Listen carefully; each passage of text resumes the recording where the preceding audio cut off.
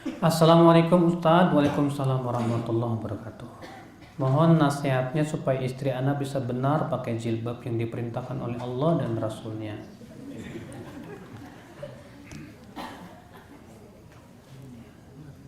Ketahuilah ibu, memakai jilbab itu kemuliaan.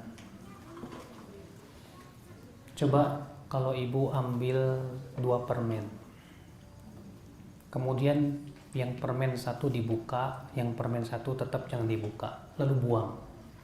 Kira-kira yang ibu mau ambil yang mana? Hah? Yang terbuka apa yang tertutup? Itu permen loh. Ya. Demikian pula Allah mewajibkan wanita itu tutup aurat. Untuk apa? Untuk memelihara kemuliaan mereka. Iya. Semua itu agar Allah ingin memuliakan para wanita dengan menutup auratnya.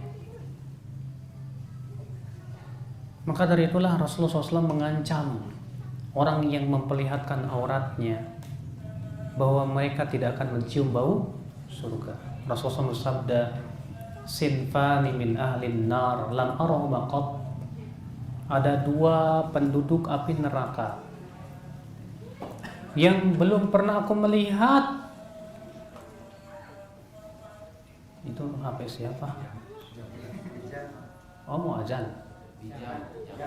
Oh, jam. Otomatis ya. Sinfani min ahlin nar, kata Rasulullah, arahuma qat. Ada 2 kelompok dari penduduk api neraka yang belum pernah aku melihatnya. Yang kedua kata Rasulullah apa? Nisaun kasiyatun ariyatun mumilatun ma'ilatun mumilatun ru'usuhunna ka'adnibatil bukht. Yaitu wanita yang berpakaian tapi telanjang. Pakaian tapi telanjang aja sudah terkena ancaman ini. Ia berjalan belanggak lenggok dan kepala mereka bagikan punuk-punuk onta. Iya. Lam yajidnar lam yadkhulnal jannah wala yajidna rihaha. Wanita-wanita seperti itu tidak masuk surga dan tidak mencium bau surga, dan sesungguhnya bau surga itu tercium dari jarak 40 tahun. Iya. Maka dari itu ibu jangan merasa malu untuk memakai jilbab. Apalagi yang sesuai dengan syariat Allah Subhanahu wa taala. Kita hidup di dunia berapa tahun sih? Iya. Setelah kita meninggal dunia, kita akan mempertanggungjawabkan semua amalan-amalan dan perbuatan kita. Maka dari itulah ya, wanita dengan memakai jilbab yang sesuai syar'i semakin memberikan kepada dia kemuliaannya. Semakin Allah Subhanahu wa taala angkat derajatnya. Semakin Allah Subhanahu wa taala berikan berbagai macam kemuliaan kepadanya. Subhanallah. Saya dulu Pak, saya punya teman, dia dulu bekas dukun. Dia cerita ke saya, dulu saya belajar ilmu yang bisa tembus pandang. Ya. Saya itu dulu ya berhasil punya ilmu itu. Dan subhanallah, saya kalau ngelihat perempuan tuh ngelihat seluruh tubuhnya telanjang bulat. Tapi yang saya tidak bisa lihat tuh yang pakai jilbab. Yang pakai apa? Yang menutup aurat syar'i. Saya nggak bisa menembusnya. Iya. Itu pengakuan teman saya yang tadinya dukun, Pak, yang belajar ilmu-ilmu seperti itu. Saya tidak bisa menembus ya wanita yang pakaiannya apa? Rapi, menutup auratnya sesuai syariat. Saya tidak bisa menembusnya. Iya, karena memang Allah lindungi dia dari godaan syaitan yang terkutuk ya. Makanya ibu ya, jangan ibu merasa malu untuk menutup aurat, apalagi ya jilbab-jilbab yang sesuai dengan syariat itu yang diperintahkan oleh Allah dan Rasulnya. Kita jangan memakai jilbab, memakai pakaian tubuh yang ngikutin ngikutin zaman yang modis. Jangan. Yang harus kita pikirkan itu adalah sesuai enggak dengan syariat. Itu yang kita pikirkan. Ya, ini mah nggak sesuai model. Ini mah nggak ngikutin perkembangan zaman. Nggak. Yang kita pikirkan ini sesuai syariat atau tidak. Itu yang kita pikirkan. Keriduan Allah segala-galanya, Ibu. Ibu jangan punya moto ingin seperti bunga. Jangan, Bu. Bunga itu bisa dilihat oleh setiap laki-laki dan bisa dicicipi oleh setiap kumbang. Tapi jadilah mutiara yang berada dalam kerang di bawah lautan, yang begitu tertutup rapi tapi sangat mahal harganya. Iya. Assalamualaikum. Waalaikumsalam warahmatullahi. Mau tanya Ustadz, apakah yang namanya jilbab itu harus berwarna hitam atau gelap? Tidak harus sih. Namun kebanyakan para sahabiat memang itu yang dipakai. Sebagaimana dalam riwayat Bukhari dan Muslim, bahwa para wanita Ansor ketika Allah turunkan jilbab, mereka menutup seluruh tubuh mereka. Faka'anna ala ru'usihinnal ghirban. Disebutkan seakan-akan di kepala mereka itu ada burung gagak. Burung gagak warnanya apa? Hitam. Iya. Namun disebutkan dalam satu riwayat bahwa ada sahabiat yang pakai baju hijau. Ada juga disebutkan satu riwayat bahwa sahabiat ada yang pakai baju biru. Bahkan ada juga Rasulullah SAW pernah diberikan baju untuk wanita, abaya untuk wanita yang berwarna biru tapi ada sedikit hiasan warna kuningnya. Dalam riwayat yang sahih demikian. Maka enggak masalah, asal jangan yang membuat dia itu semakin mempesona para laki-laki. Karena tujuan memakai jilbab menutup aurat itu untuk apa? Menghindarkan wanita dari fitnah. Ini pakai jilbab, tapi masya Allah warnanya merah muda terang, kelihatan cantik jadinya. Ini mata barutnya mana tuh? Tapi itu tidak diperbolehkan karena tujuannya adalah jangan tabaruj. Dan Allah melarang seorang wanita tabaruj. Allah berfirman, wala tabarrujna tabarrujal jahiliyatil ula. Janganlah para wanita itu tabaruj seperti tabarujnya kaum jahiliyah yang pertama. Jangan. Dan janganlah mereka wal yadribna bi khumurihinna, dan hendaklah mereka melabuhkan kerudung-kerudung mereka sampai ke dada-dadanya. Dan jangan mereka memperlihatkan dari perhiasan-perhiasan mereka, kata Allah. Maka hanya wanita-wanita yang pencari surga saja yang kokoh dan kuat ingin berusaha menutup auratnya. Sementara wanita-wanita yang mengikuti syahwat dan hawa nafsunya, itulah yang tidak akan sabar ketika menutup aurat. Disuruh menutup aurat panas. Dia tidak sadar bahwasanya api neraka lebih panas.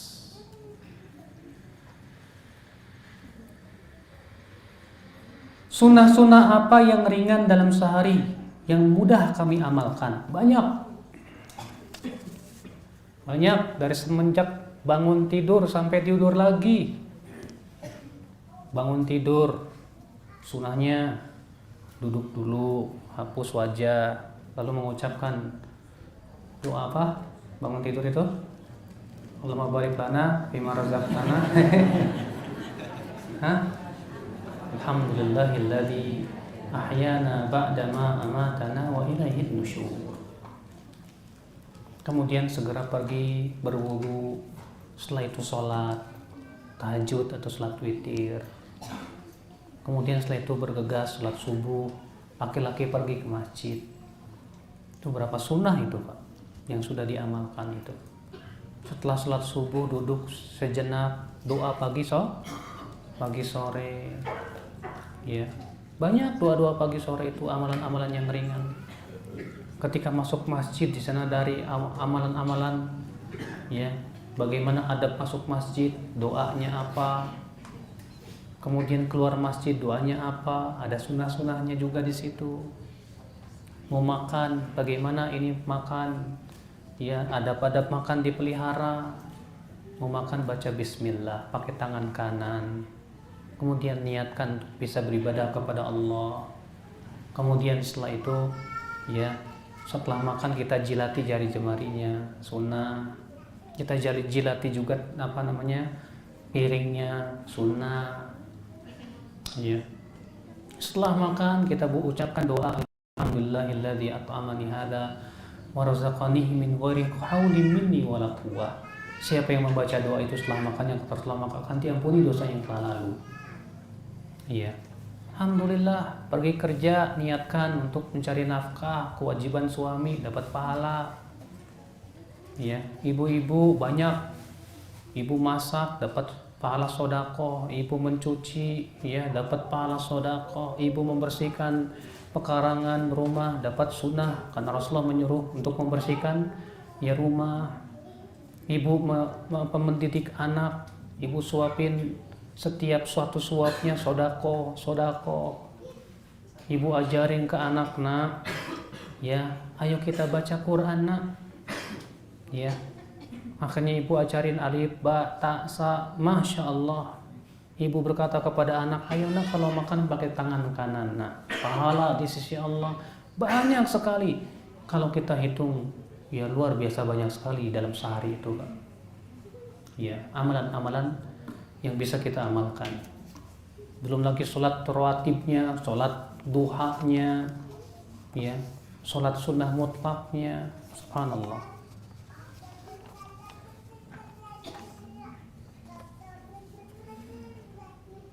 Kami mohon diberi pengertian tentang Ahlus Sunnah dan juga Salafi. Apakah itu aliran khusus atau bagaimana?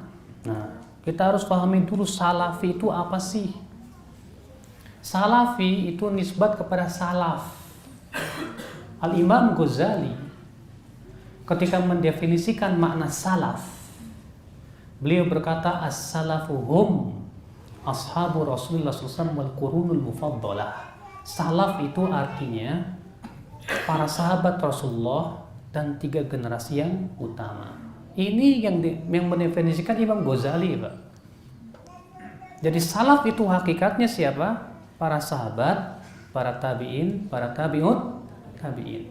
Al-Imam Al-Baijuri dalam kitab beliau Jawharatut Tauhid ketika mendefinisikan salaf, bahkan beliau hanya mencukupkan salaf itu hanyalah para sahabat saja. Itu hakikat salaf. Salafi itu nisbat. Tapi apakah setiap orang yang menisbatkan diri kepada sahabat salaf itu berarti dia pasti salafi? Belum tentu. Seperti orang yang ngaku dirinya Ahlus Sunnah, apakah dia pasti Ahlus Sunnah? Belum tentu. Oh, saya Ahlus Sunnah. Maaf, Ahlus Sunnah itu bukan hanya sebatas pengakuan, Pak. Kalau sebatas mengaku-ngaku semua orang bisa. Tapi Ahlus Sunnah itu akidah dan manhaj. Sebagaimana juga salaf, makanya salaf dengan Ahlus Sunnah itu satu-satu itu juga sebetulnya. Cuma beda saja ya penamaannya.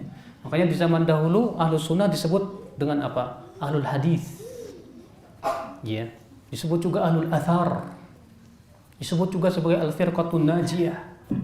Golongan yang selamat. Itu semua satu. Itu orang yang mengikuti Rasulullah dan para sahabatnya dan generasi yang diutamakan. Itu ya yang dimaksud dengan salafi, ya. Makanya salah orang yang mengatakan salafi itu baru berdiri pada abad keempat. Ini jelas ya tidak sesuai dengan apa yang didefinisikan oleh para ulama itu sendiri.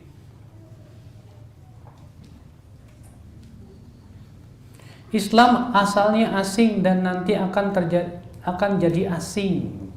Beruntung yang golongan terasing. Itu gimana maksudnya, Ustadz? Maksudnya, Pak, Islam itu nanti ajarannya akan banyak ditinggalkan orang. Sehingga orang yang mengamalkan ajaran Islam dengan sungguh-sungguh, dia terasing di tengah-tengah umat Islam itu sendiri. Iya. Ketika kita berusaha menghidupkan sunnah Nabi, berusaha untuk berpegang kepada ajaran Nabi, jadi terasing kita sendiri. Iya. Kenapa? Karena banyak umat Islam yang sudah meninggalkan ajaran agama Islam itu sendiri. Yang dia pakai ajaran nenek moyang, tradisi-tradisi. Akhirnya orang yang berpegang kepada sunnah Nabi menjadi terasing di tengah-tengah umat Islam itu sendiri. Bisa jadi. Iya, subhanallah. Kalau suami udah tahu hukum haramnya merokok, tapi tetap saja merokok. Kalau dibilangin ke suami, jawabnya nanti juga berhenti. Tapi nggak tahu kapan kali berhentinya. Bagaimana menurut Pak Ustadz? Nah, Bu, Ibu jangan tergesa-gesa dalam mengingkari kemungkaran. Ibu jangan berharap suami langsung sekaligus. Tapi Bu, ya, biarkan ia kokoh dulu keimanannya. Yang penting pertama, dia sudah ngaji rutin, alhamdulillah. Sholat 5 waktu bagus. Ya. Kemudian ibu terus menganjurkan suami untuk sholat tahajud yang bisa menguatkan dulu hatinya. Nanti kalau sudah kuat hatinya, saya yakin dia akan tinggalkan rokok dengan sendirinya. Makanya ada seorang laki-laki di zaman Rasulullah datang ke Rasulullah. Wahai Rasulullah, saya punya tetangga, kalau malam sholat malam, kalau pagi mencuri. Malamnya sholat malam, paginya mencuri. Apa kata Rasulullah? Satamna'u sholatu. Kelak sholatnya akan mencegah dia. Makanya kita jangan tergesa-gesa dulu, sabar dulu. Iya. Bagaimana kita berpikir supaya suami ini dikokohkan dulu imannya. Saya yakin kalau dia sudah kokoh imannya, sudah sungguh-sungguh ingin kepada kebaikan, dia akan kuat untuk meninggalkan itu. Biidznillah. Ya. Nah ini. Jadi Ibu, ya, sekali lagi memang untuk mengingkari itu tidak mungkin langsung simsalabim, langsung jadi seperti keinginan kita, terkadang sulit sekali. Mohon dong penjelasannya lawan syirik apa? Lawan takwa, ikhlas, sabar, istiqomah, iman. Masya Allah. Syirik lawannya tauhid. Syirik itu mempersekutukan Allah, memalingkan ibadah kepada selain Allah, seperti orang yang tawakalnya kepada jimat. Ya, kalau bawa jimat pedenya minta ampun, tapi kalau jimatnya ketinggalan, waduh ketakutan. Kenapa? Karena hatinya menyandarkan diri kepada jimat. Berarti ini tawakal, berarti dia sudah memalingkan ibadah kepada selain Allah. Syirik namanya. Ya. Lawan takwa apa? Lawan takwa itu fujur, kefajiran. Takwa itu artinya yang berusaha untuk menjalankan perintah, menjauhi larangan. Lawannya apa? Fajir, fasik. Dia tidak mau meninggalkan larangan, ya, melaksanakan perintah malah nggak mau. Ikhlas itu lawannya apa? Tidak ikhlas, syirik. Ya, karena ikhlas itu identik dengan tauhid, mengikhlaskan dan mengharapkan wajah Allah semata. Maka orang yang mengharapkan pujian manusia, mengharapkan dunia dari amal ibadahnya, berarti dia tidak ikhlas. Sabar, lawannya ya tidak sabar, jaza. Ya. Istiqomah, lawannya ya tidak istiqomah. Istiqomah itu Pak untuk terus ya kuat di atas ketaatan. Nah, kalau tidak istiqomah berarti bagaimana?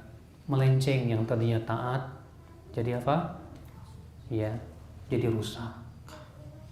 Mendingan bekas orang soleh apa mendingan bekas orang toleh, Pak? Jangan sampai jadi bekas orang soleh, Pak. Oh, si fulannya bekas ustad. Mendingan bekas maling daripada bekas ustad, Pak. Iman, kebalikannya apa? Kufur. Iman kebalikannya apa? Kufur. Iya.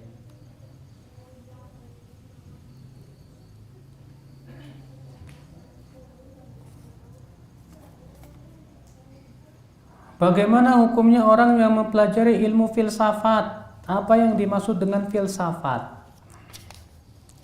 Filsafat itu ada ya beberapa macam. Yang dinyatakan kesesatannya oleh para ulama filsafat ilahiyah, filsafat tentang ketuhanan. Di mana seseorang berbicara tentang Allah dengan akal. Berbicara tentang ya keberadaan Allah dengan akal, di mana orang-orang filsafat hanya mengandalkan apa? Akal semata. Akhirnya mereka menolak adanya surga, menolak adanya neraka, bahkan mereka menolak adanya Allah. Dan mereka mengatakan bahwasannya bumi dan langit ini akan kekal, tak akan pernah hancur. Iya, itu ahli filsafat, Pak. Makanya filsafat itu dengan ijma para ulama haram kita pelajari yang seperti itu. Iya. Tapi kalau filsafat yang sifatnya artinya mengambil pelajaran dari sebuah filsafat dari suatu perbuatan yang itu tidak bertabrakan dengan Al-Quran dan hadis, ya silakan. Misal, ya, filsafat memancing, filosof yang memancing, ya, orang biasanya kalau mandi ikan itu dipancing, ya, harus pakai umpan yang bagus. Berarti kalau untuk mancing orang harus dengan umpan yang bagus, ya. Bagaimana caranya? Caranya begini dan begitu. Terkadang itu jadikan filsafat. Kalau memang ternyata tidak bertabrakan dengan Al-Quran dan hadis, gak masalah. Yang salah itu kalau bertabrakan dengan Al-Quran dan hadis Nabi SAW. Namun penamaan filsafat itu lebih baik dijauhi. Karena filsafat itu lebih cenderung kepada akal-akalan. Yang lebih bagus kita kepada wahyu berdasarkan Al-Quran dan hadis Nabi SAW. Cara sabar agar bisa menundukkan pandangan gimana? Wah, ini berat. Butuh kepada kekuatan hati, ya, dan keyakinan bahwa kalau kita menundukkan pandangan, Allah akan berikan yang lebih baik dari itu. Ya, coba kalau kita mengingat keutamaan menundukkan pandangan, insya Allah itu kuat, Pak. Kata Ibnu Qayyim, orang yang menundukkan pandangan itu pertama hatinya akan bersih, akan bening. Yang kedua, Allah akan mudahkan untuk memahami ilmu dan menghafal ilmu. Yang ketiga, Allah akan berikan kekuatan firasat hatinya. Yang keempat, Allah akan mudahkan dia untuk beramal saleh. Sedangkan orang yang matanya jelalatan, sering melihat yang enggak, hatinya akan lemah, imannya lemah, ya, otaknya tumpul, susah ngapalin Quran dan yang lainnya. Nah, ketika kita ingat akan keutamaan itu, akan diberikan yang lebih baik dari itu. Segera kemudian kita kuat, Pak. Segera ingat bidadari surga lebih baik dari dia.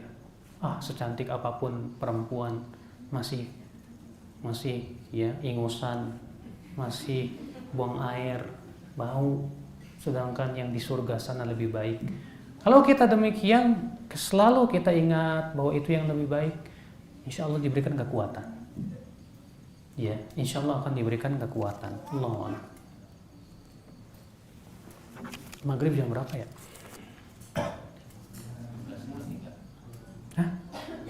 18 lewat? 17:53 ya. Jika orang meninggal muda, apa itu sudah takdir? Ya jelaslah. Semua sudah takdir. Karena dia minum narkoba. Ya. Apa memang karena ulahnya? Betul, ulahnya dia berbuat dosa. Gara-gara itu ia meninggal dunia, ya. Maka Allah jadikan sebab kematiannya karena maksiatnya tersebut, dan Allah akan siksa dia akibat maksiatnya tersebut. Ya. Salah siapa dia minum narkoba? Padahal tuh narkoba kalau dikasih ke ayam aja, ayam nggak mau. Bapak tawarkan narkoba ke kambing, kambing nggak mau. Padahal ayam sama kambing nggak punya otak, Pak. Tapi punya insting, secara insting mengatakan ini nggak bagus. Coba bawa golok bapak ancam kambing bapak tuh, kalau kamu nggak makan narkoba saya sembelih kamu, tetap aja nggak mau. Padahal mereka tidak diberikan akal. Sedangkan manusia diberikan akal tapi kok dimakan juga gitu loh. Makanya yang seperti ini lebih sesat dari binatang ternak. Ya.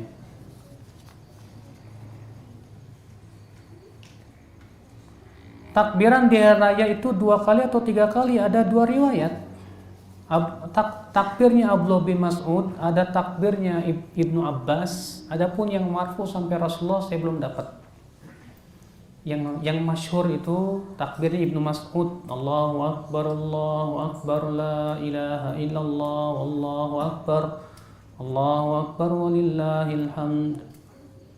Takbirnya Ibnu Abbas, Allahu Akbar, Allahu Akbar, Allahu Akbar, Allahu Azza wa Jal. Ya. Ada lagi sebagian sahabat yang takbirnya cuma Allahu Akbar, Allahu Akbar, Allahu Akbar, Allahu Akbar, Allahu Akbar, terus saja Allahu Akbar, Allahu Akbar, Allahu Akbar. Ya, kenapa? Karena di dalam ayat Allah hanya memutlakkan walitukmilul iddah walitukabbirullah. Hendaklah mereka menyempurnakan jumlah bulan Ramadan, dan hendaklah mereka bertakbir membesarkan Allah. Dan tidak ada satupun riwayat yang sahih dari Rasulullah SAW, yang ada dari para sahabat. Maka mana saja kita gunakan silahkan. Iya.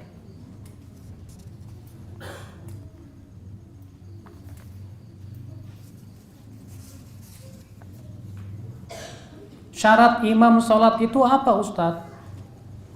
Syaratnya yang pertama, yang paling banyak hafalan Qur'annya, itu yang dianjurkan ya, syarat keutamaan maksudnya. Yang kedua, ya, fasih makharijul hurufnya dan panjang pendeknya supaya tidak merubah makna. Ya, makanya Rasulullah SAW mengatakan, ya ummukum aqra'ukum li kitabillah. Hendaklah yang menjadi imam kamu adalah yang paling banyak hafalannya terhadap Al-Quran. Itu utamakan. Tapi bukan cuma hafal Al-Quran, tapi juga fasih makharijul hurufnya. Terkadang kita mendengar ada orang baca, ya, idza zulzilatil ardu zilzala, jim semua, Pak. Idza zulzilatil ardu zilzala. Ini apa artinya? Bingung saya. Jim semua. Ya. Akhirnya apa? Merubah makna. Nah, ini bahaya. Yang kedua, dia harus paham tentang fikih sholat, sehingga kalau terjadi kesalahan dalam sholat, dia paham apa yang harus dia lakukan. Ya, banyak imam tidak paham fikih sholat, terjadi kesalahan, apa yang terjadi? Nggak sujud sahwi. Ya. Akal Islam. Maka dari itulah sebuah masjid harus ada imam rawatibnya. Mungkin DKM-nya misalnya memilih imam yang bagus, hafalannya banyak, makharijul hurufnya fasih, ya, dan dia betul-betul paham tentang fikih sholat.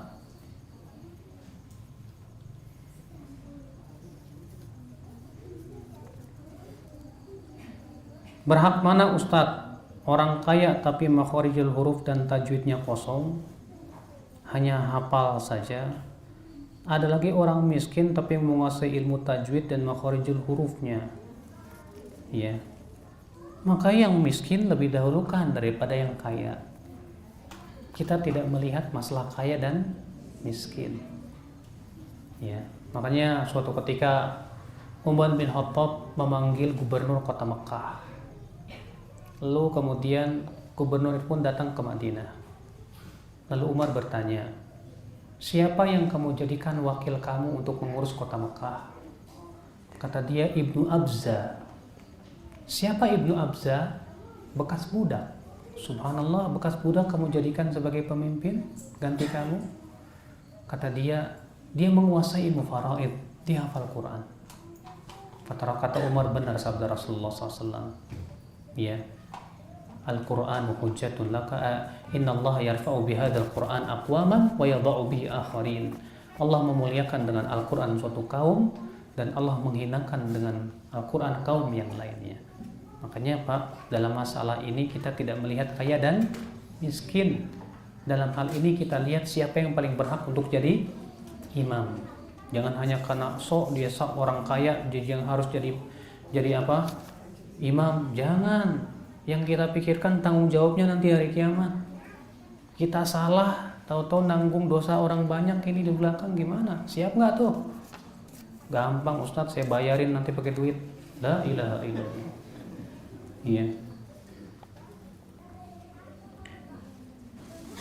Ustadz, apa sih yang dimaksud dengan manhaj?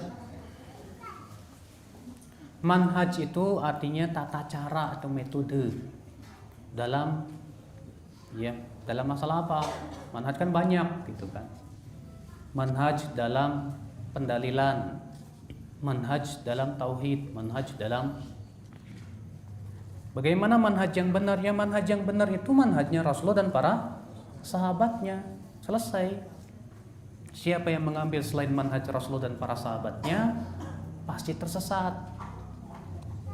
Ya, pasti tersesat. Sekarang di zaman sekarang ada orang mendirikan organisasi, bikin manhaj sendiri. Kita nggak butuh manhaj orang yang ada di zaman sekarang, Pak. Yang kita butuhkan hanya manhaj Rasulullah dan para sahabatnya, selesai. Iya. Mau tanya Ustadz, emang disediakan buat nanya kok. Ana melanjutkan kuliah umum ilmu dunia. Insya Allah tinggal 1 tahun lagi Ustadz. Tapi setelah ana tahu ilmunya, ana di kampus sering ikhtilat Ustadz, antara teman dan berhadapan dengan dosen ketika mengajar. Jika ana berhenti, ana bertentangan dengan orang tua karena mereka kuliah ana selesai, yang harus dipilih mana ya Ustadz ya. Kalau memang ya orang tua kita maksa demikian, sementara durhaka kepada orang tua itu dosa besar, maka tetaplah kuliah tapi semaksimal mungkin menjauhi ikhtilat. Jangan duduk sama cewek, jangan sengaja nimbrung sama perempuan, ya. Kemudian kalau gurunya perempuan, ya berusaha untuk menundukkan pandangan semaksimal mungkin, ya, semaksimal mungkin untuk dihindari seperti itu. Allah a'lam. Tapi kalau memang orang tua mengatakan apa, kita bisa merayu orang tua mengizinkan untuk pindah ke kuliah yang laki-laki semua, ya alhamdulillah.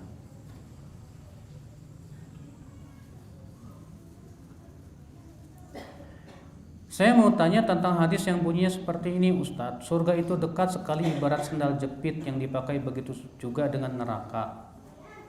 Bagaimana itu Ustadz? Iya, hadis itu pernah saya tahu juga dan sahih seingat saya ya. Tapi nanti saya rujuk lagi.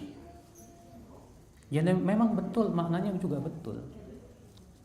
Iya, surga itu dekat kalau kita betul-betul meraihnya. Sebagaimana neraka juga dekat kalau kita tidak mau meraih surga. Ya, berarti kita ini hidup kita antara surga atau neraka. Silahkan pilih. Allah mengatakan wahadainahun najdain, dan kami berikan pilihan kepada manusia 2 jalan. Jalan ke surga atau jalan apa? Ke neraka. Ya.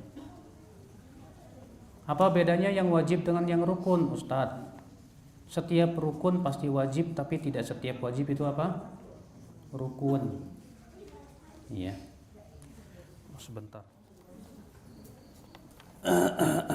Apa bedanya sholat mutlak dengan sholat awabin? Sholat awabin itu Rasulullah menyebutkan sholat awabin itu untuk sholat duha. Kata Rasulullah, sholatul awabin hina tarmidul fisal. Sholat awabin itu ketika anak unta mulai kepanasan. Itu disebut dengan sholat duha. Kalau di masyarakat, sholat awabin itu dikenal dengan sholat antara maghrib dan isya. Jumlahnya kalau nggak salah 6 rakaat. Tapi hadisnya lemah. Yang sahih, ya sholat antara maghrib dan isya itu tidak dibatasi. Ya. Sebagian ulama, Rasulullah SAW menafsirkan dalam hadis riwayat Abu Daud, ya, sebagian ulama ya menafsirkan, ini dinisbatkan kepada Ibnu Abbas, maaf, ketika menafsirkan firman Allah dalam surat Adz-Dzariyat.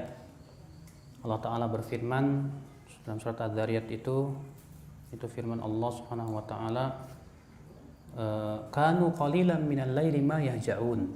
Dahulu mereka sedikit tidur di waktu malam. Ya. Kata Ibnu Abbas artinya kanu yusalluna ma bainal maghrib wal isya. Artinya mereka selalu sholat antara maghrib dan isya. Dan sebutkan dalam riwayat yang sahih, Rasulullah SAW itu selalu melakukan sholat maghrib sampai isya, sholat terus. Ini ya sholat yang banyak ditinggalkan oleh kita. Itu memperbanyak sholat antara maghrib dan isya. Kalau sholat mutlak itu ya sholat mutlak, sholat aja begitu. Dan jumlahnya pun tidak batasi juga. Silakan sebanyak-banyaknya. Kalau kuat 1000 rakaat ya silakan. Ya.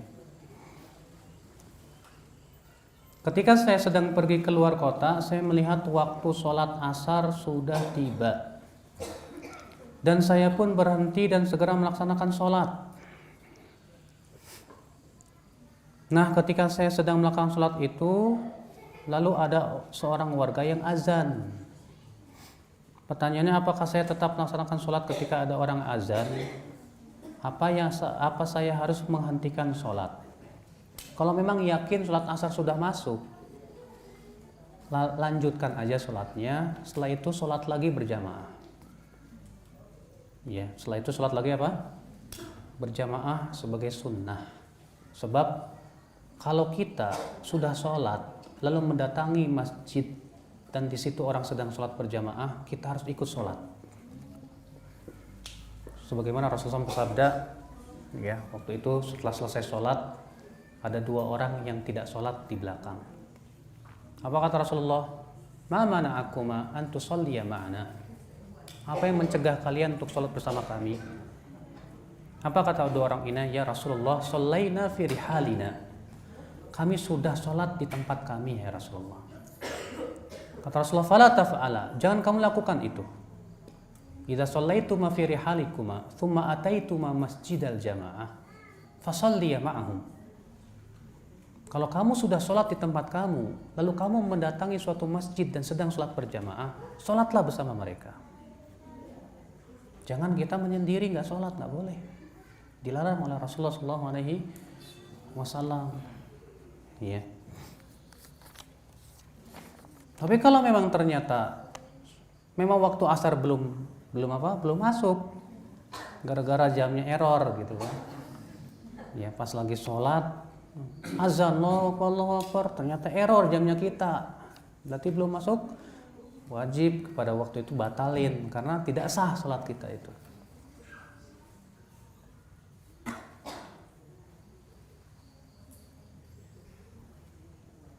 Apakah bersedekah juga harus mengikuti contoh Rasul? Misal seseorang laki-laki sedang bersedekah kepada perempuan yang bukan mahram, itu mah atau ada udang di balik lempeye. Ya.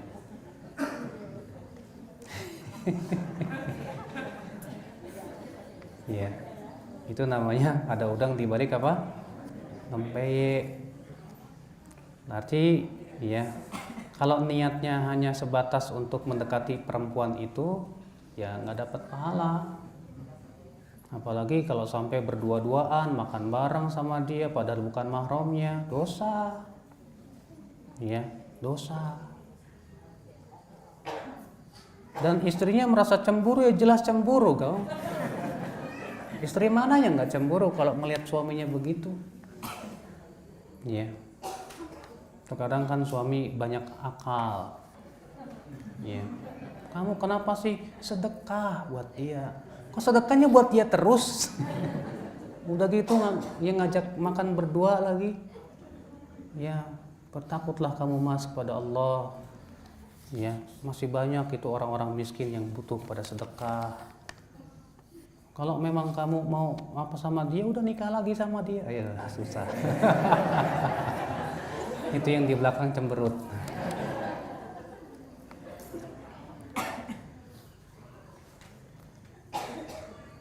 Bagaimana dengan hadis yang menyebutkan bahwa yang tidak melakukan kesyirikan akan masuk surga tanpa hisab? Apakah hadis ini berlaku bagi pelaku kesyirikan tapi sudah bertobat? Berlaku. Karena para sahabat semuanya rata-rata tadinya musyrik. Ya enggak? Kemudian bertaubat kepada Allah, kemudian mereka mentauhidkan Allah dengan sempurna. Berlaku.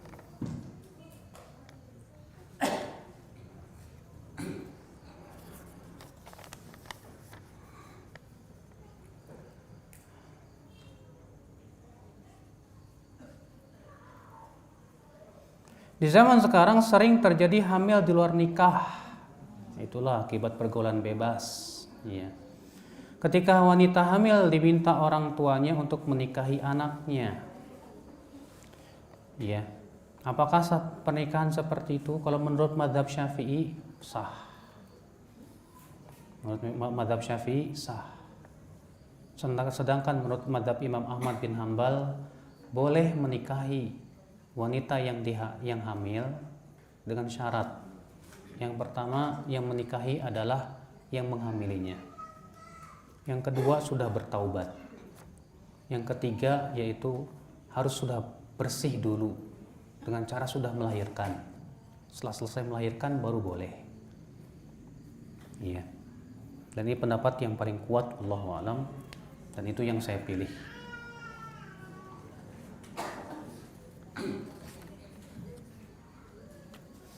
Ketika wanita ingin berhaji dan tidak ada mahram,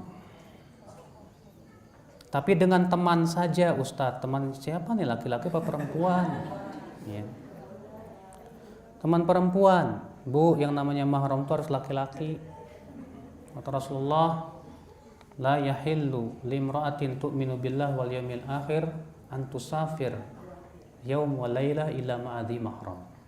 Tidak halal bagi wanita yang beriman kepada Allah dan hari akhirat untuk safar sejauh sehari semalam kecuali bersama mahram. Di sini Allah memutlakkan tidak halal. Memang terjadi perselisihan para ulama kalau ternyata wanita itu tidak punya mahram. Tidak punya. Imam Syafi'i mengatakan boleh karena apa? Hajat. Tapi dengan syarat, kata Imam Syafi'i, aman. Syaratnya dipenuhi apa? Cuma masalahnya di zaman sekarang siapa yang bisa menjamin dirinya aman? Aman dalam perjalanan dan aman dari syahwat. Apalagi di sono laki-laki ganteng-ganteng. Ya. Siapa yang bisa menjamin? Maka dari itu, ya, tetap tidak diperkenankan. Ibu berhati-hatilah dan bertakwalah kepada Allah Subhanahu wa taala. Apalagi kalau dia memiliki suami. Seharusnya suami itu harus menemani istrinya haji. Makanya dalam riwayat Bukhari dan Muslim ada seorang laki-laki berkata kepada Rasulullah, apa? Ya Rasulullah, inni kutibtu fi ghazwati kadza wa kadza. Aku diwajibkan untuk ikut perang. Sementara istriku pergi haji tanpa mahram. Mana yang harus aku pilih ya Rasulullah? Kata Rasulullah, ya idhab, pergilah dan berhajilah bersama istrimu. Maka suami wajib membatalkan urusan kerjanya demi untuk menemani siapa? Istri. Wajib. Ini saja sahabat ini diwajibkan perang loh. Maka Rasulullah membatalkan kewajiban perang demi untuk menemani istrinya. Apalagi urusan kerja. Ya, urusan kerja bisa dibatalkan.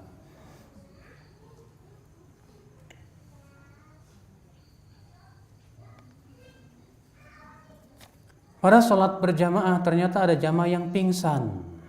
Imam tidak mengetahui kejadian tersebut, bolehkah makmum membatalkan sholatnya untuk menolong? Ya, kalau memang itu sangat butuh pertolongan, silahkan kita tolong. Ya, kalau memang itu sangat dibutuhkan, Allahu a'lam. Gimana sih Ustaz supaya sholat itu khusyuk? Kata Ibnu Qayyim, sebetulnya kunci khusyuk itu berada di awal sholat, yaitu ucapan takbiratul ihram Allahu Akbar, yang artinya Allah Maha Besar. Kata Ibnu Qayyim, faman kana Allahu Akbar fi qalbihi min kulli syai' khasha'at jawarihuhu. Siapa yang betul-betul merasakan kebesaran Allah di hatinya, ya, siapa yang betul-betul merasakan kebesaran Allah di hatinya, dia pasti khusyuk. Dia pasti apa? Khusyuk. Tapi siapa yang tidak merasakan kebesaran Allah di hatinya, dan ternyata ada sesuatu yang lebih besar di hati dia daripada Allah, dia tidak akan bisa khusyuk. Makanya inilah hikmah kenapa memulai sholat dengan takbir. Artinya ketika kita mengucapkan Allahu Akbar, rasakan dengan hati kita akan kebesaran Allah Subhanahu wa taala. Kalau kita merasakan kebesaran Allah, saya yakin khusyuk. Ya. Makanya apa? Kekhusyuan itu mengikuti apa? Keyakinan. Silakan Bapak, Ibu ikut kursus khusyuk sholat. Tapi kalau Ibu tidak pernah merasakan kebesaran di hati, kebesaran Allah, saya jamin gak bakal khusyuk. Saya punya teman ya bilang ke saya, Ustaz, Saya dulu pernah ikut training khusyuk sholat. Tapi kok ustadz yang mentraining saya itu ketika saya sholat, saya perhatikan matanya kemana-mana, lihat sana, lihat sini. Bingung, katanya khusyuk, gimana itu? Saya bilang, Pak, masalah khusyuk atau tidaknya itu sebetulnya mengikuti apa? Kekuatan akidah kita. Semakin kita takut kepada Allah, semakin hati kita membesarkan Allah, semakin khusyuk. Walaupun kita tidak ikut training khusyuk. Tapi semakin hati kita kurang membesarkan Allah, semakin hati kita kurang keyakinannya, kurang khusyuk kita. Ya. Apakah berdosa apabila kita belum mengamalkannya, sedangkan sudah memberitahukan kepada orang lain? Tidak berdosa, tapi kita berusaha untuk mengamalkannya juga. Jangan sampai kita bertumpuk dua kesalahan. Kesalahan pertama tidak mengamalkan, kesalahan kedua menyembunyikan ilmu. Mendingan satu kesalahan aja kan? Ya.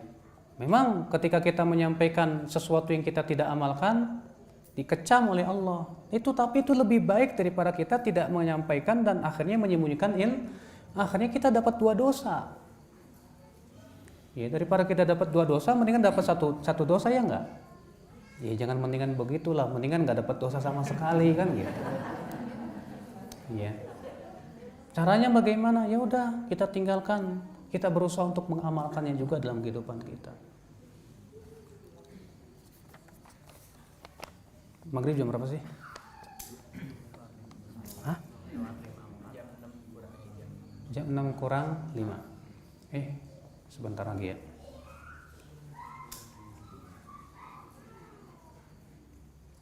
Ustadz, kita sudah telanjur bayar DP tapi batal, lalu DP-nya nggak boleh diminta lagi.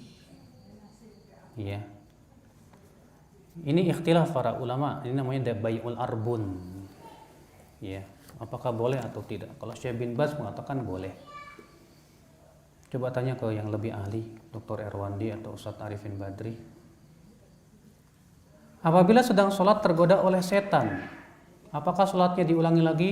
Tergodanya maksudnya gimana? Tergoda oleh setannya gimana maksudnya? Iya, harus dilihat. Iya, kalau tergoda oleh setan sampai kita melakukan pembatal sholat, ya batal gitu kan. Tapi kalau sebatas tidak khusyuk saja, ya lagi sholat ingat kemasakan, lagi sholat ingat pekerjaan, lagi sholat ingat sana sini, ya, maka pada waktu itu sah sholat kita, karena khusyuk sholat itu bukan syarat sah sholat. Bahkan Umar bin Khattab saja, kata Ibnu Hajar, beliau menyebutkan riwayat, pernah lupa baca Al-Fatihah dalam sholatnya, gara-gara mikirin mengatur pasukan. Pernah lupa. Maka dari itulah Bapak dan Ibu-ibu sekalian, maka Rasulullah SAW saja pernah sholat subuh, gara-garanya waktu itu Rasulullah malam harinya mengirim seseorang untuk berjaga di bukit, yang sampai ada musuh yang menyerang. Rupanya setelah masuk subuh belum kembali juga itu. Ditunggu belum kembali juga, akhirnya Rasulullah SAW sambil ngelihat ke bukit. Rasulullah SAW sambil melihat apa? Ke bukit. Ini menunjukkan bahwa khusyuk dalam sholat bukan syarat sah sholat. Ya, kalaupun tidak khusyuk, ya tetap sholat kita sah selama tumakninah, rukun-rukun dan syaratnya terpenuhi. Cuman mungkin pahalanya saja yang berkurang.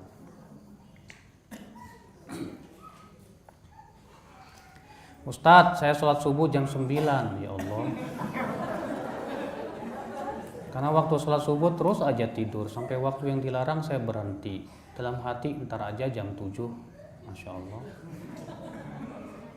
Kalau dia sengaja tinggalkan sholat itu, maka walaupun dia lakukan itu di qadha jam 9, tetap tidak akan diterima oleh Allah. Karena qadhanya sudah tidak ada manfaatnya lagi. Kenapa? Karena dia tinggalkan sholat secara sengaja. Iya.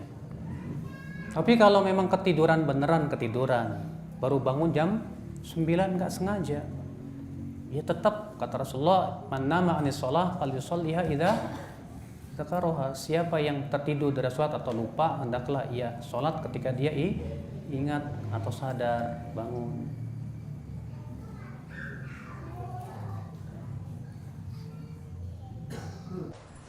Alhamdulillah kami diamanahi, ya diamanahi, Cimahi kira itu.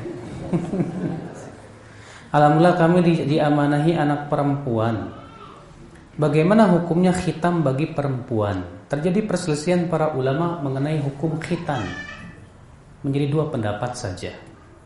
Pendapat pertama, pendapat jumhur, bahwa khitan untuk wanita hukumnya sunnah.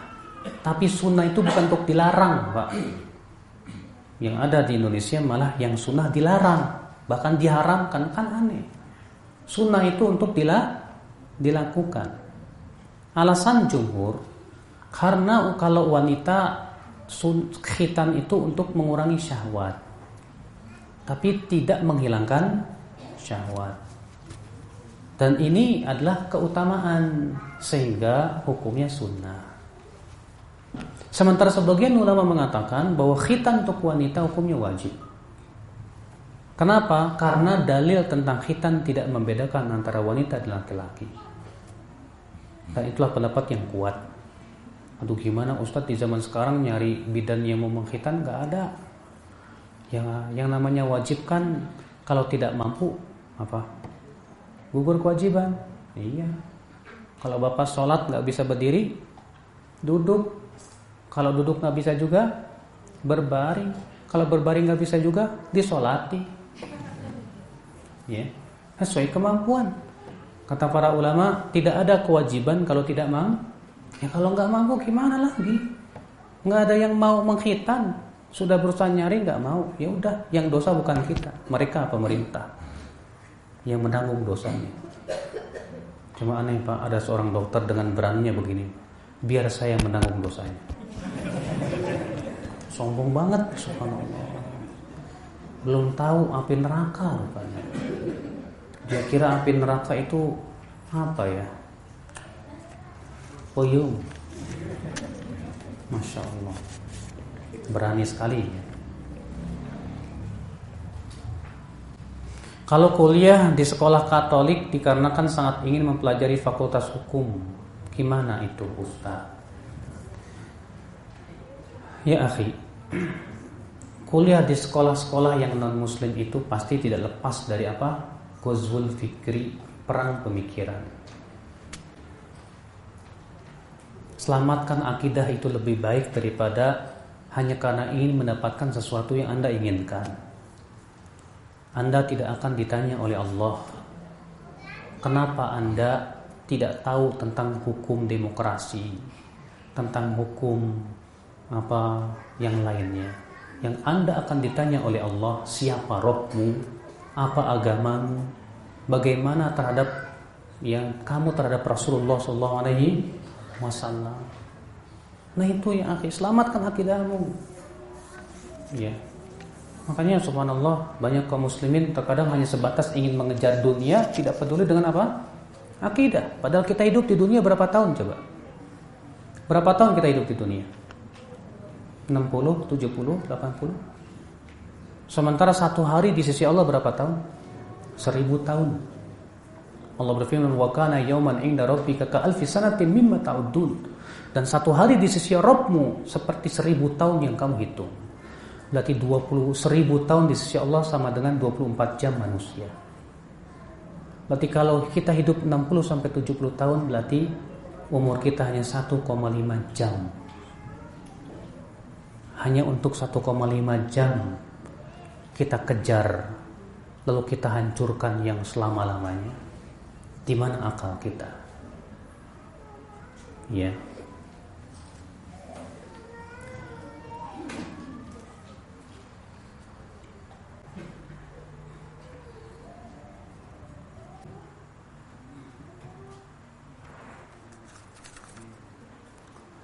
Ustaz, tolong beri nasihat pada kami para thalabul ilmi agar terhindar dari rasa sombong karena lebih tahu tentang dalil daripada orang awam.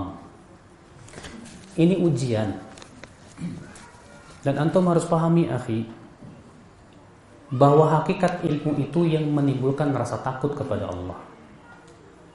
Kalau antum ilmunya hanya sebatas hafal dalil, tapi malah menimbulkan kesombongan, saya katakan ilmu antum tidak bermanfaat.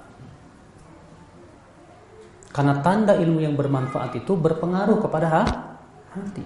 Makanya Al-Hasan Al-Basri berkata apa?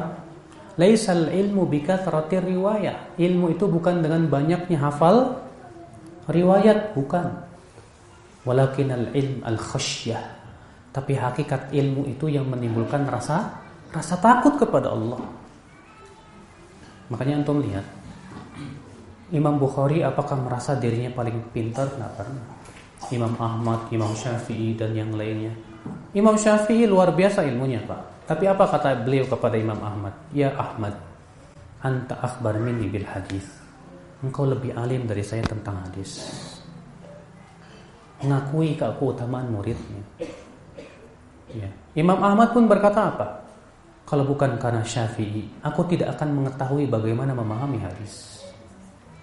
Tidak pernah mereka merasa dirinya apa? Lebih, enggak.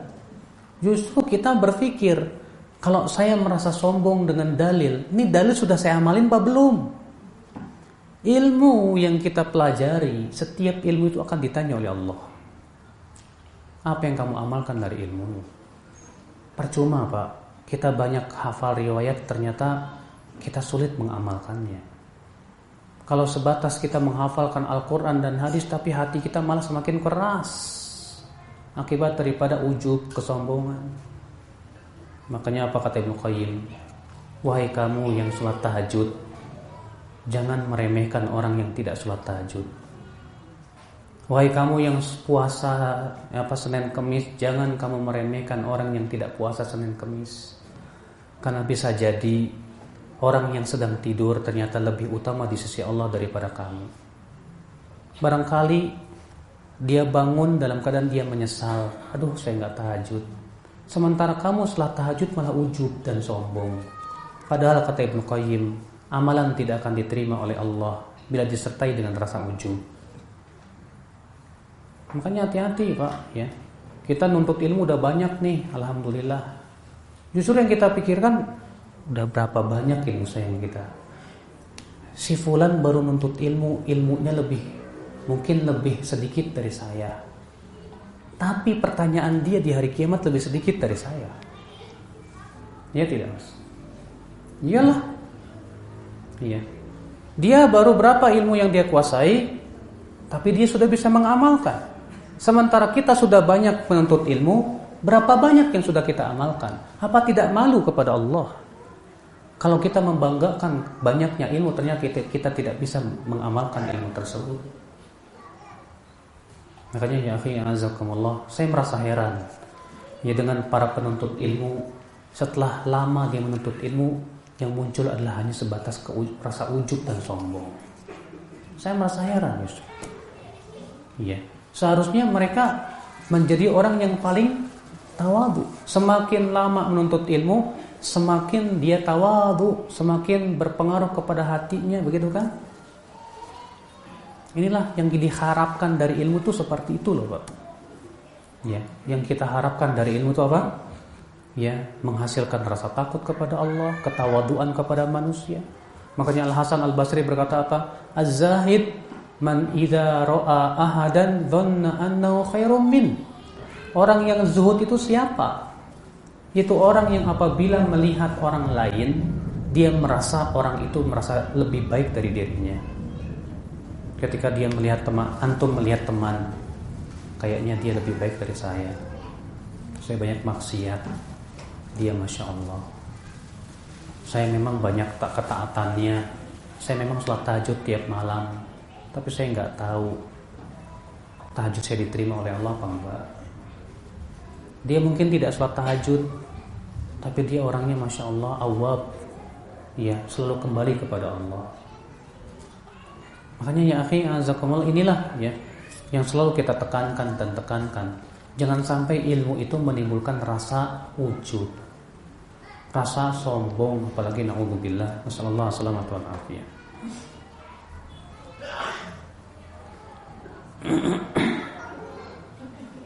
Sekarang kan banyak pengajian-pengajian yang hanya membahas terjemah Ustadz.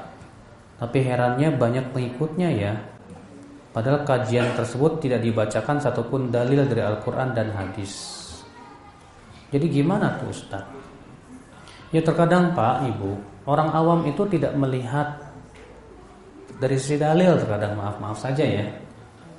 Tapi orang awam itu melihat dari sisi, wah, lucu apa enggak, menarik apa enggak, kan gitu. Ya seakan-akan ceramah itu sama dengan apa? Hiburan, entertainment. Sehingga apa? Ya, makanya kan yang bisa masuk ke televisi dai yang seperti apa Pak? Yang pandai melucu, yang bisa menghibur orang, yang membuat orang ketawa, yang di sana senang, di sini senang, di mana-mana hatiku senang. Seperti itu kan? Iya. Karena tujuan televisi kan untuk komersil. Yang dia inginkan supaya meraup banyak pemirsa. Mau tidak mau yang dipakai seperti itu. Coba kalau di televisi itu ustadz yang menjelaskan ini sunnah, ini bid'ah, ini syirik, ini. Saya yakin ini televisi Wahabi ini Wahabi. Nggak laku Mas. Maka ya disinilah ya akhi, kita yang sudah tahu dan menuntut ilmu, jangan seperti itu. Tapi kita pun jangan merasa, wah kamu itu pengajiannya nggak ada ilmunya. Jangan seperti itu juga. Tapi kita kasihan kepada dia, ajak, kasih hujah, kasih dalil, ya, ajak, ya. Bagaimana cara menundukkan syahwat pada harta tahta wanita agar tidak berat untuk dipakai ibadah Ustadz? Ya, memang butuh kepada perjuangan Mas. Tidak semudah itu. Orang yang hatinya sudah cinta kepada harta tahta, kalau dia tidak bersungguh-sungguh untuk melawan dengan cara mengenal Allah, dengan cara membaca Al-Quran, dengan cara memikirkan tentang hakikat kehidupan, dia tidak akan bisa melawan. Ya. Apakah kita termasuk menukar atau menjual ayat kalau kita diundang untuk ngaji Quran terus dikasih uang oleh orang yang mengundangnya? Terjadi ikhtilaf para ulama. Bolehkah mengambil upah dari hasil mengajarkan Al-Quran? Jumhur ulama mengatakan boleh. Jumhur ulama mengatakan apa? Boleh. Berdasarkan hadis, inna ahaqqa ma akhadtum alaihi ajra kitabullah. Sesungguhnya yang paling berhak untuk kamu ambil upahnya adalah kitabullah. Ini hadis lafadznya umum. Berarti yang paling berhak untuk kita ambil upahnya adalah kitabullah. Sementara sebagian ulama mengatakan tidak boleh. Berdasarkan hadis bahwa ada seorang sahabat yang mengajarkan Al-Quran kepada Ahlus Suffah. Lalu Ahlus Suffah ini menghadiahkan apa? Busur panah. Orang ini berpikir, wah ini bagus nih buat berjihad di jalan Allah. Lalu ia menghadap Rasulullah dan berkata, ya Rasulullah, tadi aku mengajarkan Al-Quran kepada si fulan Ahlus Suffah dan dia menghadiahkan aku begini. Lumayan buat berjihad di jalan Allah. Kata Rasulullah, kalau kamu ingin diselempangkan ke badanmu api neraka, silahkan diterima. Akhirnya orang ini menolak lagi, mengembalikan. Namun jumhur mengatakan ini hadis tidak bisa dijadikan sebagai hujah secara umum. Kenapa? Karena yang diajar oleh dia adalah Ahlus Suffah. Ahlus Suffah itu orang miskin. Dia tinggal di masjid gak punya apa-apa. Masa dimintai upah? Kalau itu menjadi sebuah kewajiban bagi seseorang untuk mengajarkan ilmu di tempatnya, di mana tidak ada orang yang bisa mengajarkan kecuali dia, maka dia tidak boleh menerima upah, kata para ulama. Kalau antum di tempat antum tidak ada yang bisa mengajarkan Al-Quran kecuali antum, berarti antum sudah kewajiban antum untuk mengajarkan, maka bagi antum haram mengambil upah. Tapi kalau misalnya banyak di tempat antum para pengajar Al-Quran dan antum diminta untuk mengajar, lalu antum bilang, saya boleh dong minta upah, nggak apa-apa. Makanya hadis yang dijadikan dalil oleh yang mengatakan bahwa itu tidak boleh, itu sebabnya waqi'atu ain dan tidak bisa dijadikan secara umum. Ya. Justru pendapat yang paling kuat wallahu alam boleh.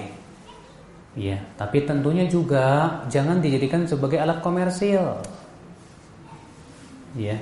Mematok harga 1 jam berapa? 20 juta. Wah. Ini jelas dilarang oleh seluruh ulama. Ya. Ini tidak diperbolehkan oleh para ulama. Ya.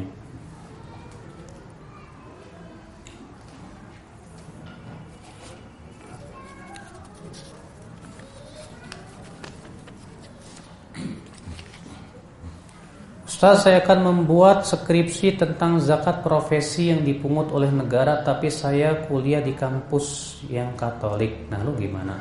Kan udah jawab tadi.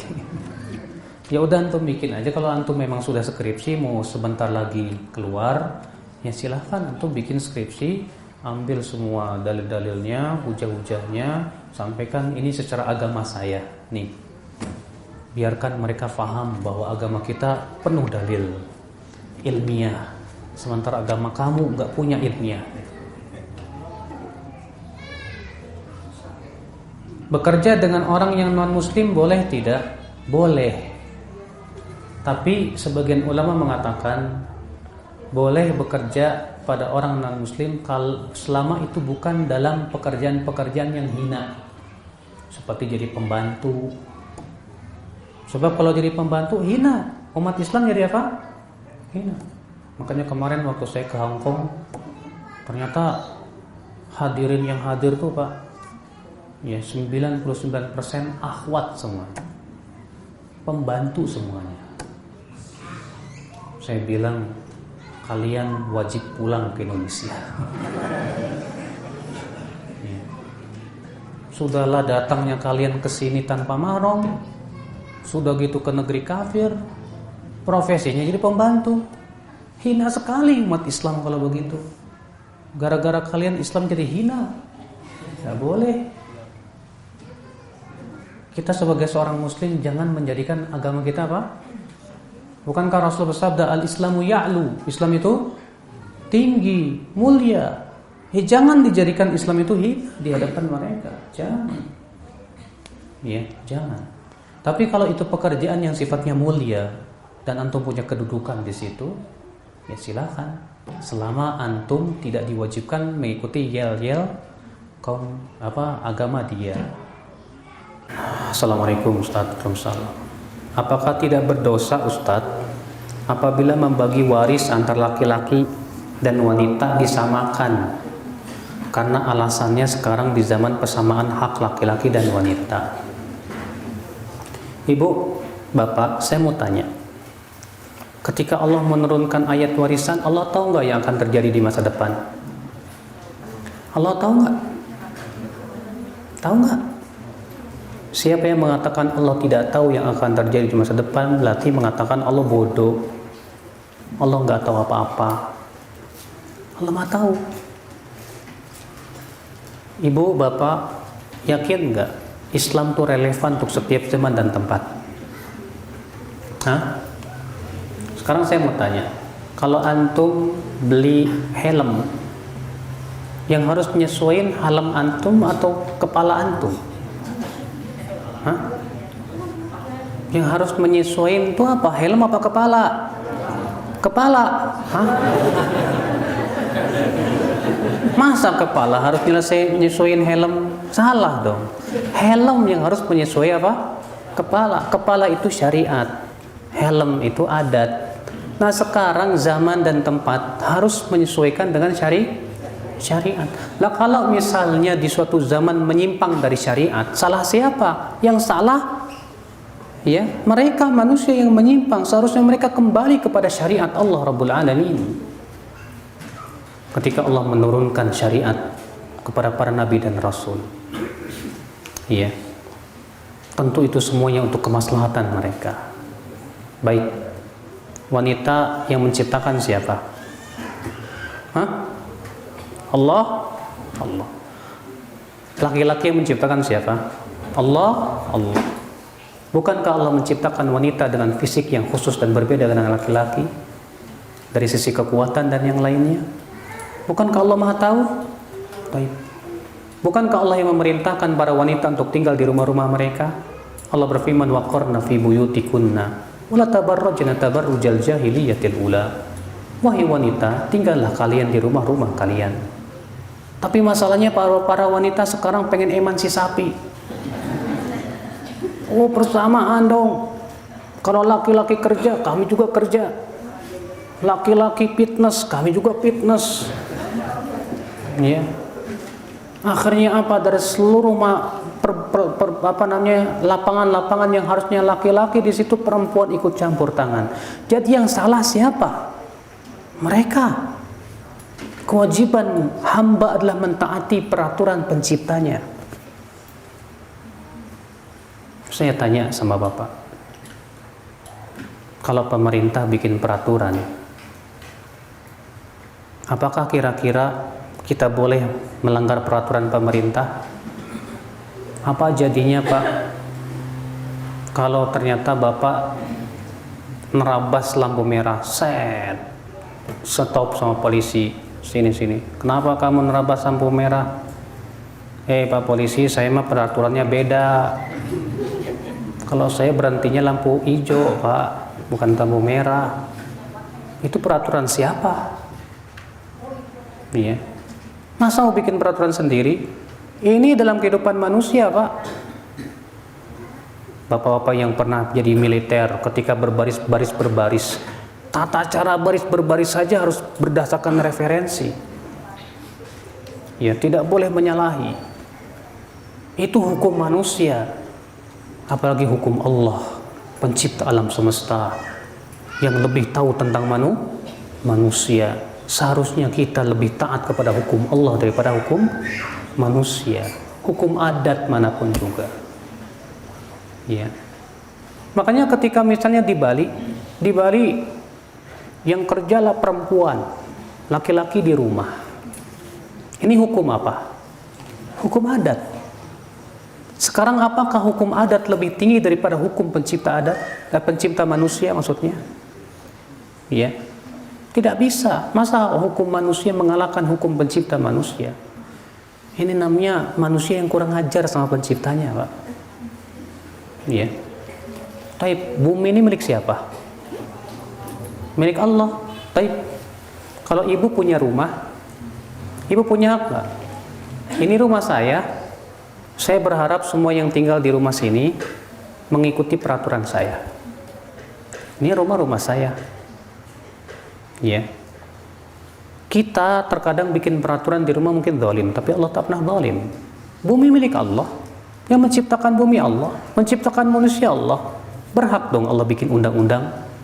Bahkan undang-undang Allah itu yang paling baik untuk manusia, karena Allah tidak pernah zalim kepada hambanya. Karena Allah ilmunya sempurna, sedangkan manusia ilmunya apa? Tidak sempurna. Makanya terkadang undang-undang selalu berubah. Terkadang ganti presiden, ganti undang-undang, karena menganggap presiden ini nggak sesuai nih. Sementara Allah ilmunya sangat sempurna. Ilmu Allah sangat mencakup segala sesuatu. Mana yang lebih kita ridhai? Undang-undang buatan manusia yang bodoh, ataukah undang-undang buatan pencipta manusia yang sangat ilmunya sempurna, sedangkan manusia ilmunya sangat terbatas sekali. Terbatas. Ya. Hanya orang-orang yang berpikir yang bisa memahami itu, ya akhi.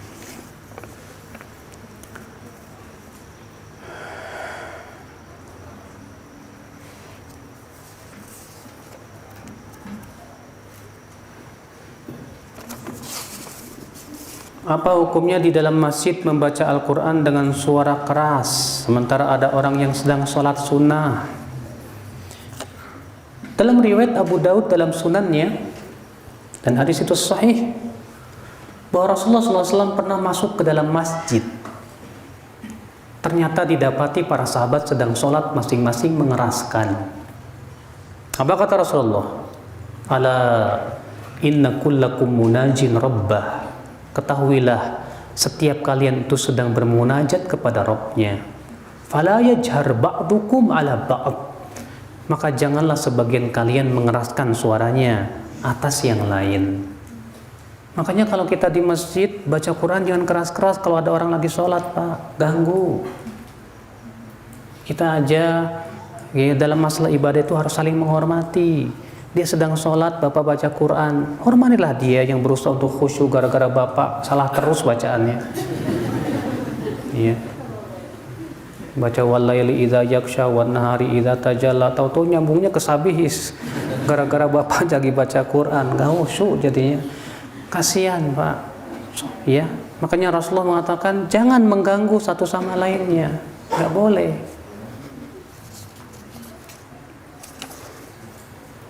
Saat anak pernah mendengar dari teman bahwa dosa yang paling besar bukan syirik, tapi berbicara agama tanpa ilmu. Karena berbicara agama tanpa ilmu itu berakibat rusaknya umat. Tetapi kalau dosa syirik kan diri sendiri tanpa berefek kepada orang lain. Bapak, memang ada ayat yang menunjukkan itu. Allah berfirman dalam surat Al-A'raf ayat 33. Allah berfirman, ya, qul inna ma harrama rabbiyal fawahisha ma dhahara minha wa ma batan wal ithma wal baghya bi ghairil haqqi wa an tusyriku billahi ma lam yunazzil bihi sultana wa an taqulu 'ala Allahi ma la ta'lamun.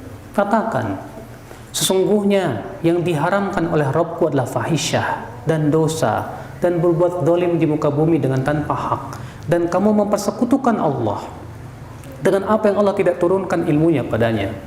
Kemudian Allah menutup, dan kamu berkata atas Allah dengan tanpa ilmu. Apakah berarti berkata atas Allah dengan tanpa ilmu itu mutlak lebih besar daripada dosa syirik? Kata para ulama, kenapa Allah menutup ayat itu dengan berkata tanpa ilmu? Karena berkata tanpa ilmu itu sebab segala macam kerusakan. Munculnya syirik karena berkata tanpa ilmu. Munculnya berbagai macam maksiat karena berkata tanpa ilmu. Munculnya berbagai macam penyimpangan karena berkata tanpa ilmu. Ya. Namun untuk hak kita dengan Allah yang paling besar itu apa? Syirik. Karena itu hak Allah yang paling besar untuk diibadahi.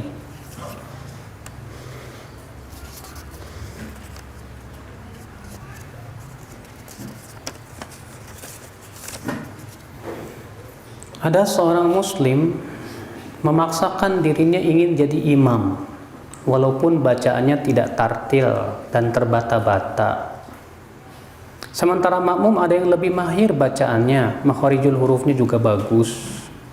Apa sah ya sholat berjamaahnya? Ya sah, Pak. Rasulullah dalam riwayat Bukhari dan Muslim, Rasulullah SAW bersabda mengenai para imam, yusalluna lakum fa in asabu falakum walahum wa in akhta'u falakum wa alaihim. Mereka akan sholat mengimami kalian. Jika sholat mereka benar, kalian dapat pahala, mereka dapat pahala.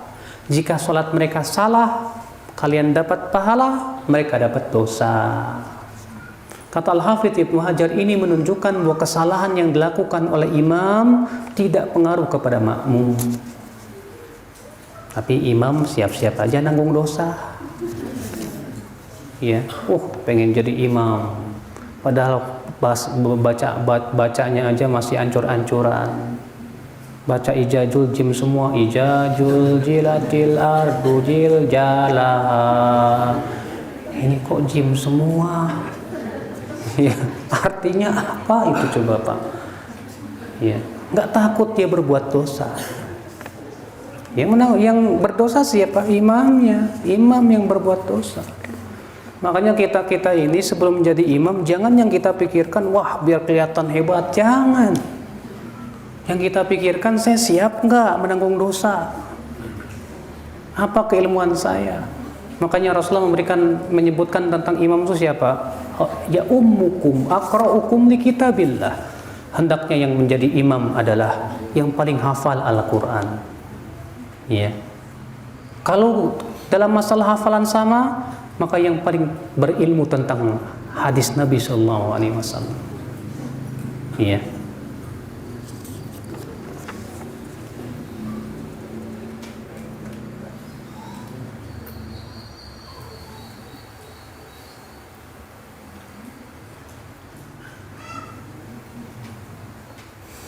Suami saya kerja di bank konvensional, Ustadz. Bagaimana harusnya sikap saya kepada suami? Apakah menyuruhnya mencari pekerjaan yang diridhoi oleh Allah? Terima kasih. Betul, Ibu. Namun yang perlu Ibu kuatkan adalah akidahnya dulu, Bu. Akidahnya dulu. Kata Aisyah, adalah ayat yang pertama kali turun tentang surga dan neraka. Kalaulah yang pertama kali turun jangan berzina, barangkali kami tidak akan meninggalkan perzinahan. Kalau yang pertama kali turun jangan mencuri, mungkin kami tidak akan meninggalkan pencurian. Kenapa? Akidah belum kuat. Jadi gimana dong Ustadz? Suaminya suruh ngaji dulu, Bu. Bawa ngaji, ya, perkenalkan dia tentang Allah, tentang syariat, tentang tujuan hidup kita di dunia untuk apa, bahwa kita akan meninggal dunia. Setelah dia yakin betul, baru sampaikan, Mas sadar nggak bahwa ternyata kerja di bank konvensional tuh ternyata gajinya nggak boleh, Mas. Ini ada fatwa MUI-nya, ini ada fatwa ulamanya. Gimana ini, Mas? Ternyata selama ini usaha kita tidak halal, Mas. Saya maridho loh, Mas. Makanya seadanya aja, yang penting halal deh. Terkadang Pak, Ibu, ya, yang membuat suami itu maju mundur istrinya. Nanti saya ngasih makan istri saya pakai apa? Biasa dengan gaji yang gede, tiba-tiba duitnya jadi kecil, jadi kepikiran itu. Padahal di situ kita harus punya jiwa qanaah. Ya. Maka dari itu Ibu, kuatkan dulu akidahnya. Sebab kalau dia sudah kuat akidahnya, insya Allah, ya, akan mudah buat dia untuk meninggalkan. Saya punya teman, dia cerita, tinggal dia di dekat dari rumah saya ke dia sekitar 5 kilo lah. Ya, suatu ketika dia menjemput saya untuk kajian. Dia cerita, Ustadz, saya sedikit mau menceritakan tentang sejarah kehidupan saya. Gimana Pak? Pengen dengar nih, kata saya. Saya ini alhamdulillah Ustadz, baru kemarin keluar. Dari mana? Bank Mandiri. Wih, Bapak kerja di Bank Mandiri sebagai apa? Sebagai GM, General Manager. Saya mau tanya nih yang pernah kerja di bank. Kalau General Manager itu apa namanya? Gajinya berapa? Bang, ketika saya duduk di majelis Ustadz, saya mendengar riba itu haram, kerja di bank itu haram. Bingung saya Ustadz. Tapi alhamdulillah Ustadz, saya punya istri sangat mendukung sekali Ustadz. Dia bilang, Mas, saya nggak masalah Mas, penghasilan kecil asal halal, asal kita dapat gaji yang halal. Akhirnya apa? Saya berusaha keluar, ternyata ditahan. Boleh kamu keluar tapi tanpa pesangon. Ya sudah, saya tinggalkan tanpa pesangon Ustadz. Tanpa pesangon, bayangin Bu, keluar tanpa pesangon, dalam keadaan dia punya kedudukan yang tinggi sekali. Ya. Kemudian apa kata dia? Terus sekarang gimana Pak usahanya? Ya saya kembali kepada usaha dulu yang pertama sebelum saya kerja di bank. Dulu saya pernah jadi kontraktor tadi. Terus gimana Pak? Memang berat sekali Ustaz. Saya dulu per bulan gaji bisa 50 juta lebih. Sekarang sebulan cuma dapat 1,5 juta. Aduh, saya pusing kata dia. Tapi alhamdulillah saya punya istri mendukung. Jadi saya tidak terlalu khawatir. Alhamdulillah Pak, sedikit bisa yang halal itu penting Pak. Tapi subhanallah Pak, lama-lama dia terus menggeluti bidangnya. Sekarang alhamdulillah, ya, semakin menanjak usahanya itu, bagus. Rezeki ternyata tidak dari mana-mana. Kemarin sekitar 3 bulan yang lalu ada seorang ibu-ibu telepon ke saya. Ustadz, saya ini baru sadar kalau kerja di bank tuh nggak boleh, Ustadz. Sementara saya di kedudukan saya di bank ini sebagai presiden direktur, tidak ada jabatan yang lebih tinggi dari saya. Saya yang paling tinggi di sini. Semua fasilitas saya miliki. Ketika saya mendengar kajian tentang riba, saya takut, Ustaz. Tadinya saya merasa ragu, masa sih riba? Ya, setelah saya pelajari ternyata riba. Ya, tadinya saya masih tetap aja kerja. Pas saya baca ayat, ya kalau kalian tidak tinggalkan riba, maka bersiaplah berperang dengan Allah dan Rasulnya. Saya langsung terkejut, kata dia. Saya nggak siap, Ustadz, untuk berperang dengan Allah dan Rasulnya. Langsung saya tinggalkan. Langsung saya ajukan pengunduran diri tanpa pesangon. Masya Allah. Ya, luar biasa. Tapi itu memang butuh apa? Akidah, keyakinan. Ya, keyakinan, Bu.